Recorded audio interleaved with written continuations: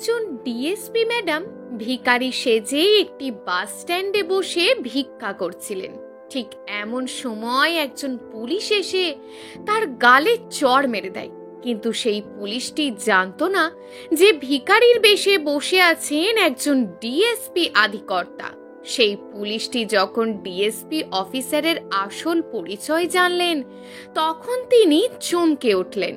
বন্ধুরা, কেন একজন ডিএসপি ম্যাডাম ভিখারি সেজে বাস স্ট্যান্ডে বসে ভিক্ষা করছিলেন এবং কেনই বা তাকে একজন পুলিশ এসে চড় মেরে বসলো? বিস্তারিত জানতে গেলে গল্পটিকে আপনাদের শেষ পর্যন্ত দেখতে হবে। গল্পটি শুরু করার আগে আপনাদের কাছে আমার একটাই অনুরোধ, আমাদের চ্যানেলে যদি নতুন হয়ে থাকেন তাহলে দয়া করে আমাদের এই ছোট্ট চ্যানেলটিকে সাবস্ক্রাইব করে আমাদের পরিবারের সাথে যুক্ত হয়ে যাবেন এবং গল্পটি যদি ভালো লাগে তাহলে অবশ্যই আপনাদের একটি মূল্যবান মন্তব্য নিচের কমেন্ট বক্সে কমেন্ট করে জানাতে ভুলবেন না। তো চলুন বন্ধুরা, শুরু করা যাক আজকের গল্প। পশ্চিমবঙ্গের হাওড়া বাস স্ট্যান্ড। প্রত্যেকদিন হাজার হাজার মানুষের আসা যাওয়া এই বাস স্ট্যান্ডে। বেলা বাড়ার সাথে সাথে শুরু হয়ে যায় শহরের ব্যস্ততা। কেউ কাজে যাওয়ার জন্য তাড়াহুড়ো করে বাস ধরার জন্য, আবার কেউ ক্লান্ত শরীরে কাজ থেকে বাড়ি ফিরে আসেন। কিন্তু এই ব্যস্ততার মাঝেই ঘটে চলেছে একের পর এক অপরাধ। গত 1 বছরে এই বাস স্ট্যান্ড থেকে মোট 15 জন ছেলে মেয়ে নিখোঁজ হয়ে গেছে। তারা প্রত্যেকেই 8 বছর থেকে 15 বছরের মধ্যে। প্রথম দিকে প্রশাসন ভেবেছিল এই সমস্ত বাচ্চারা হয়তো বাবা মায়ের ওপর রাগ করে বাড়ি থেকে চলে গিয়েছে, কিংবা তারা হয়তো কোনো আত্মীয়ের বাড়ি বেড়াতে গিয়েছে। কিন্তু গত মাসে যখন 3 জন বাচ্চা নিখোঁজ হয়ে গেল, তখন যেন প্রশাসন একটু নড়ে চড়ে বসলেন। তারা এবার বিষয়টি নিয়ে তদন্ত করতে শুরু করলেন। সেখানকার লোকাল পুলিশ খোঁজ খবর নিয়ে জানতে পারলেন যে সমস্ত বাচ্চারা হারিয়ে গেছে তারা অত্যন্ত দরিদ্র পরিবারের বাচ্চা। তাদের কারোর বাবা দিনমজুর তো কারোর বাবা রিক্সা চালক। বলতে গেলে যারা এই সমস্ত অপরাধ করছে তারা বেছে বেছে দরিদ্র মানুষদের ঘর থেকেই তাদের সন্তান উঠিয়ে নিয়ে যাচ্ছে, যাতে করে সেই খেটে খাওয়া মানুষগুলো তাদের সাথে না পেরে ওঠে। এই সমস্ত অপরাধীরা খুব ভালো করেই জানেন এই দরিদ্র লোকেরা হয়তো কয়েকদিন কান্নাকাটি করবে, তারপর তারা ঠিকই অভাবের তাড়নায় নিজের কর্মে ফিরে যাবেন। 1 মাসে 3 জন বাচ্চা নিখোঁজ হয়ে যাওয়ার ব্যাপারটা যেন সকলের মুখে মুখে ঘোরাঘুরি করতে লাগলো। প্রতিটা নিউজ চ্যানেলে এই খবরটিকে কভার করতে লাগলেন। এর ফলে ওপর মহল থেকে প্রশাসনের ওপর চাপ সৃষ্টি হতে লাগলো। রাজ্য পুলিশের হেডকোয়ার্টার এবং ক্রাইম ব্রাঞ্চের বড় বড় অফিসাররা মিলে একটা উচ্চ পর্যায়ের বৈঠক করলেন। সেই বৈঠকের সিদ্ধান্ত নেওয়া হয় যে এবার আর লোকাল থানার ওপর তদন্তের ভার ছেড়ে দেওয়া হবে না।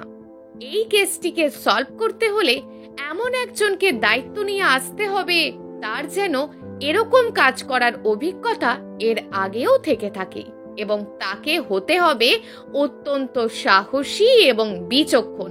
তিনি নিজেকে বাজি রেখেও অপরাধের গভীরে পৌঁছে সেই সমস্ত অপরাধীদের টেনে বের করে আনতে পারবেন। ডিপার্টমেন্ট খুব ভালোভাবেই বুঝে গেছিল যে যারা এই সমস্ত অপরাধ করছে তারা কোনো সাধারণ লোক নয়। এদের ওপর কোনো প্রভাবশালী অথবা আমাদের এই ডিপার্টমেন্টেরও কোনো লোক জড়িয়ে থাকতে পারে যারা তাদের এই সমস্ত অপরাধ করতে সাহায্য করে। ডিপার্টমেন্ট সিদ্ধান্ত নিলেন যে এই কেসের তদন্তে তারা ডিএসপি অর্পিতা সেনকে পোস্টিং করে এই শহরে নিয়ে আসতে চান।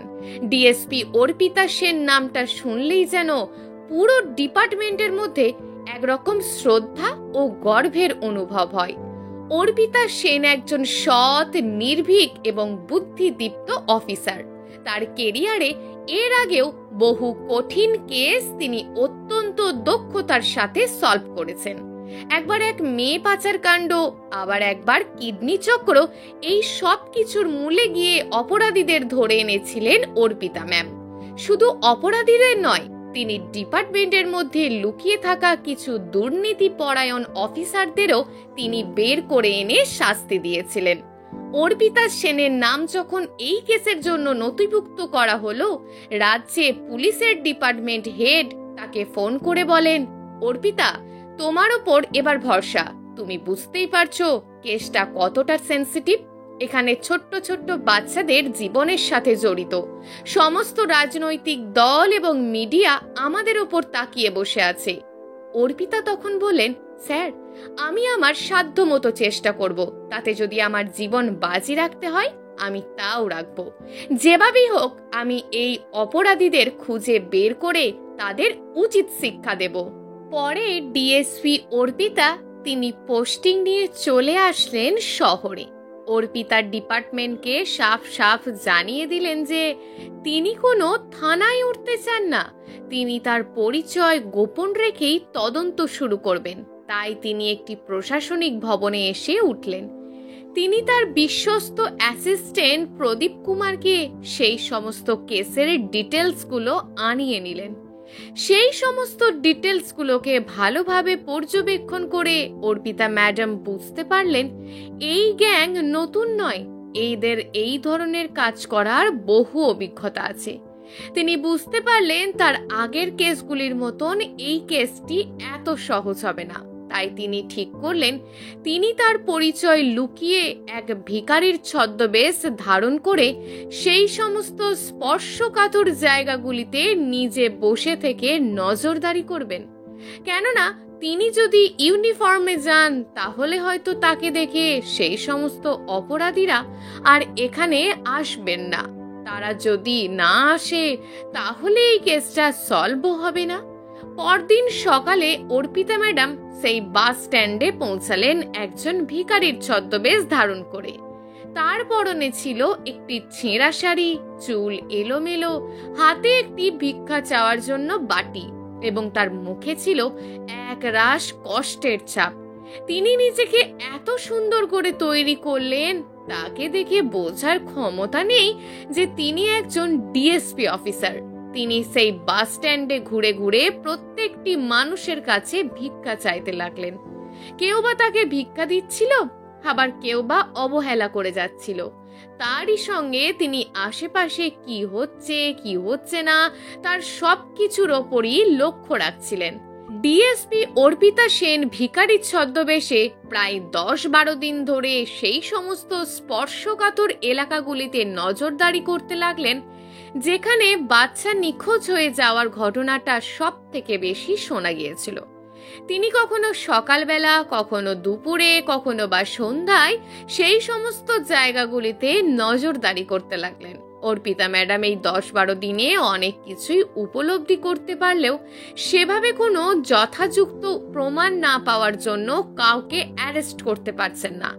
তবে একটি জিনিস বারবার তার নজরে পড়ছিল, সেই বাস স্ট্যান্ডে কয়েকজন নতুন মুখ যাদের তিনি প্রত্যেক দিন লক্ষ্য করছিলেন। তাদের মুখে আধা ঢাকা, চোখে চশমা আর মোবাইল কানে লাগিয়ে তারা ক্রমাগত এদিক ওদিক নজর রাখছেন আর কাউকে ইনফর্ম করছেন। এদের মধ্যে 2 জন লোক প্রায় প্রত্যেক দিন সকাল 8টা থেকে 10টার মধ্যে এই বাস স্ট্যান্ডে হাজির হচ্ছে। আর এটাই হচ্ছে সেই সময়টা যে সময়ে বাচ্চারা স্কুলে যাওয়ার জন্য এই বাস স্ট্যান্ডে বাস ধরতে আসে। একদিন সকালে অর্পিতা লক্ষ্য করলেন সেই 2 জন ব্যক্তির মধ্যে একজন সেই স্কুলে যাওয়া বাচ্চাদের সাথে কথা বলার চেষ্টা করছে, আরো একজন তার হাতে চিপসের প্যাকেট দেখিয়ে সেই সমস্ত বাচ্চাদের কাছে ডাকছেন। অর্পিতা ম্যাডাম লক্ষ্য করলেন একটি 8 বছরের বাচ্চা মেয়ে সেই লোকটির কাছে আসলেন এবং সেই লোকটি তার ব্যাগ থেকে একটি চকলেটের প্যাকেট বের করে সেই বাচ্চা মেয়েটির হাতে দিলেন। বাচ্চা মেয়েটি খুশি হয়ে সেই চকলেটটিকে খেতে লাগলেন। অর্পিতা ম্যাডাম তখন তার পোশাকের মধ্যে লুকিয়ে রাখা গোপন ক্যামেরাটি চালু করে দিয়ে তাদের ওপর নজর রাখতে লাগলো। তিনি যখন তাদের ওপর নজর রাখছিলেন ঠিক এমন সময় একজন পুলিশ কনস্টেবল এসে অর্পিতা ম্যাডামকে ধাক্কা মারলেন। ধাক্কা মারা মাত্রই অর্পিতা ম্যাডাম তাল সামলাতে না পেরে রাস্তার উপর পড়ে গেলেন। তিনি কোনো রকমে রাস্তা থেকে উঠে সেই লোকটির দিকে পুনরায় তার দৃষ্টি নিক্ষেপ করলেন। ঠিক তখনই ঘটে গেল এক অপ্রত্যাশিত ঘটনা। সেই পুলিশ কনস্টেবলটি ভিখারি বেশে লুকিয়ে থাকা ডিএসপি অর্পিতা সেনকে সজোরে এক থাপ্পড় বসিয়ে দিয়ে বললেন, শীঘ্রই এখান থেকে তুই চলে যা, না হলে তোকে মারতে মারতে থানায় নিয়ে যাব। তোর মতন ভিখারিরা ভিখারির বেশ ধারণ করে সাধারণ মানুষদের কাছ থেকে পয়সা চুরি করতে আসে। তুইও নিশ্চয়ই এখানে কোনো চুরির উদ্দেশ্য নিয়ে এসছিস। তোকে কদিন ধরেই আমি লক্ষ্য করছি তুই এখানে ঘুরঘুর করছিস, এর আগে তো তোকে দেখিনি। অর্পিতা ম্যাডাম তখন করুণ সুরে বলতে লাগলেন, দয়া করে আমাকে মারবেন না স্যার, আমি একজন গরিব ভিখারি, আমি চোর নই স্যার, আমি এখানে ভিক্ষা করার জন্য এসেছি, দয়া করে আমাকে মারবেন না স্যার। অর্পিতা ম্যাডাম তখন খুব ভালোভাবে লক্ষ্য করলেন যে পুলিশ কনস্টেবলটি সেই লোকটিকে চোখের ইশারায় সেখান থেকে চলে যেতে বলছেন। অর্পিতা ম্যাডাম বুঝতে পারলেন এই সমস্ত অপরাধগুলোর পিছনে তাদের ডিপার্টমেন্টেরও কিছু অসৎ ব্যক্তি জড়িয়ে আছে। তাই তিনি সেই মুহূর্তে নিজেকে শান্ত রাখলেন এবং তার সামনে ঘটা সমস্ত ঘটনা তিনি ভালো মতন বোঝার চেষ্টা করতে লাগলেন। কনস্টেবলটি যখন পুনরায় অর্পিতা ম্যাডামের ওপর আবারও হাত তুলতে গেলেন, ঠিক তখনই অর্পিতা ম্যাডাম তার হাতটা শক্ত করে ধরে নিলেন এবং বললেন, তুই যদি আমার উপর আর একবারও হাত তুলিস তাহলে তোকে আমি জনমের শিক্ষা দিয়ে ছাড়বো। পুলিশটি তখন অর্পিতা ম্যাডামের সাথে তর্ক করতে করতে বললেন, তোর সাহস তো কম নয়, তুই ভিখারি হয়ে আমার মুখে মুখে তর্ক করছিস, তুই দেখ তোর আমি কি অবস্থা করি এবার। অর্পিতা ম্যাডাম তার কথার কোনো জবাব না দিয়ে সে তার পোশাকের মধ্যে লুকিয়ে রাখা মোবাইল ফোনটি বের করে থানায় ফোন করলেন এবং বললেন তার পাঠানো লোকেশনে যেন এক্ষুনি পুলিশ ফোর্স পাঠানো হয়। তারই সঙ্গে তিনি তার কানে লাগানো মাইক্রোফোনটি অন করে তার সহকর্মীরা যারা এতক্ষণ ধরে সাধারণ পোশাকে এসটি ম্যাডামদের ওপর নজর রাখছিলেন তাদের আদেশ দিলেন, ওই যে লোকটি বাচ্চা মেয়েটিকে নিয়ে চলে যাচ্ছে তোমরা ওকে শীঘ্রই ধরো। ভিড়ের মধ্যে লুকিয়ে থাকা কয়েকজন পুলিশ অফিসার জোর লাগালেন সেই লোকটিকে ধরার জন্য। বাস স্ট্যান্ডের মধ্যে এমন ঘটনায় তখন রীতিমতো হইচই পড়ে গিয়েছে। সেখানে বেশ লোকজনও জড়ো হয়েছে। হঠাৎ করে সেই ভিখারির এমন রূপ দেখে সেই পুলিশ কনস্টেবলটিও তখন হতভম্ব হয়ে গেছেন। কনস্টেবলটি তখন কাঁপা কাঁপা কণ্ঠে প্রশ্ন করলেন, আপনি আপনি কে? ডিএসপি অর্পিতা সেন তখন তার কার্ডটি সেই কনস্টেবলের হাতে ধরিয়ে দিলেন। আইডেন্টি কার্ডটা দেখা মাত্রই সেই পুলিশ কনস্টেবলের চক্ষু চড়ক গাছ হয়ে যায়। সে বুঝতে পারে সে কত বড় ভুল করে ফেলেছে। সে একজন ডিএসপি ম্যাডামের গায়ে হাত তুলেছে, তাকে চড় মেরেছে। কনস্টেবলটি তখন কাঁদো কাঁদো সুরে বলতে লাগলেন, ম্যাডাম আমার ভুল হয়ে গেছে ম্যাডাম, আমি বুঝতে পারিনি আপনি একজন ডিএসপি অফিসার ম্যাডাম, দয়া করে আমাকে ক্ষমা করে দিন ম্যাডাম। বাস স্ট্যান্ডে ভিড় বেশি থাকার জন্য সাধারণ পোশাকে ঘুরে বেড়ানো পুলিশেরা সেই লোকটিকে খুব সহজেই হাতে নাতে ধরে ফেললেন। তার কয়েক মিনিটের মধ্যেই 2 গাড়ি পুলিশ ফোর্স এসে সেই জায়গায় উপস্থিত হলো। অর্পিতা ম্যাডাম তখন আদেশ দিলেন এই কনস্টেবল সহ সেই লোকটিকে হাত কড়া পরিয়ে পুলিশের গাড়িতে তুলতে। ম্যাডামের নির্দেশ মতন তাদের দুজনকে অ্যারেস্ট করে থানায় নিয়ে যাওয়া হলো। তারই সঙ্গে সেই বাচ্চা মেয়েটিকে হসপিটালে পাঠানো হলো। অর্পিতা ম্যাডাম নিজে গেলেন সেই বাচ্চাটাকে নিয়ে হসপিটালে। ডাক্তারেরা বললেন তাকে ঘুমের ওষুধ খাওয়ানো হয়েছে, আমরা যাবতীয় ওষুধ দিয়ে দিয়েছি, কয়েক ঘন্টার মধ্যেই বাচ্চাটির জ্ঞান ফিরে আসবে। অর্পিতা ম্যাডাম তখন সেই বাচ্চাটির পরিবারের সাথে যোগাযোগ করে দিয়ে তিনি থানায় ফিরে আসলেন।